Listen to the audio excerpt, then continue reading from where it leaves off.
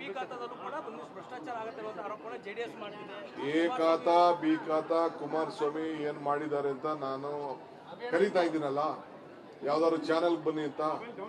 A ಖಾತಾ B ಖಾತಾ ಏನಾಗ್ತಾ ಇದೆ, ದಾಖಲೆಗಳನ್ನ ಕರೆಕ್ಟ್ ಮಾಡ್ಕೊಳ್ಳೋಕ್ಕೋಸ್ಕರ ಜನರಿಗೆ ನಾಗರಿಕರಿಗೆ ಸೌಲಭ್ಯ, ಮುಂದಕ್ಕೆ ಬ್ಯಾಂಕ್ ಲೋನು ಎಲ್ಲ ಸಿಗಲಿ ಅನ್ನೋ ದೃಷ್ಟಿಯಿಂದ ಒಳ್ಳೆ ಟ್ಯಾಕ್ಸ್ ಕಟ್ಟಲಿ, ಒಳ್ಳೆ ಸೌಲಭ್ಯ ಒದಗಿಸ್ಕೊಡ್ಬೇಕು ಅಂತ ನಾವಿದನ್ನ ಬಹಳ ದೀರ್ಘವಾಗಿ ಆಲೋಚನೆ ಮಾಡಿ ಅವರ ಆಸ್ತಿಗಳ ದಾಖಲೆಗಳನ್ನ ನಮ್ಮ 6ನೇ ಗ್ಯಾರಂಟಿ ಪ್ರತಿಯೊಬ್ಬ ನಾಗರಿಕರಿಗೂ ಅವರ ಆಸ್ತಿಗಳೇ ಗ್ಯಾರಂಟಿ ಮಾಡ್ಕೊಡೋದೇ ನಮ್ದು 6ನೇ ಗ್ಯಾರಂಟಿ. ಆ ಕೆಲಸವನ್ನು ಹಿರ್ರಿ ಎಷ್ಟೇನೆಲ್ಲ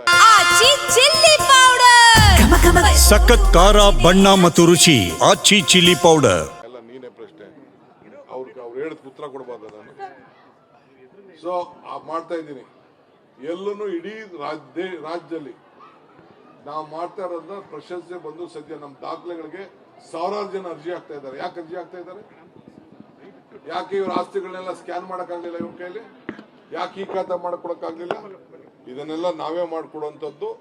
ಅವ್ರಿಗೆ ಇದು ಆಲೋಚನೆ ಏನಿರ್ಲಿಲ್ಲ. ಈಗ ಆಯ್ತಪ್ಪ ಫ್ಯಾಕ್ಟ್ರಿ ತರ್ತೀನಿ ಅಂತ ಹೇಳ್ತಿರಲ್ಲ, ಕಟ್ಟು ಅಂತ ಹೇಳಿ, ಅದು ಎಷ್ಟು ಬೇಕು ಜಮೀನು, ಎಲ್ಲಿ ಬೇಕು ಅಂತೇಳಿ ಅಕ್ವಿಷನ್ ಮಾಡೋಣ. ಅವ್ರು ಹೇಳಿ ಎಲ್ಲಿ ಮಾಡ್ಲಿ ಅಂತ, ರಾಮನಗರದಲ್ಲಿ ಮಾಡ್ಲಾ, ಬಿಡದಿಲ್ ಮಾಡ್ಲಾ, ಇಲ್ಲ ಅಂದ್ರೆ ಮಂಡ್ಯದಲ್ಲಿ ಮಾಡ್ಲಾ, ಅವರಲ್ಲಿ ಲಿಸ್ಟ್ ಕೊಡ್ಲಿ ಯಾವ ಇಂಥ ಜಾಗದಲ್ಲಿ ಅಕ್ವಿಷನ್ ಮಾಡ್ಕೊಡಿ ಅಂತ ಅರ್ಜಿ ಹಾಕ್ಲಿ, ಹೇಳಿ ಯಾವ ಫ್ಯಾಕ್ಟ್ರಿ ಮಾಡ್ತೀನಿ ಅಂತ.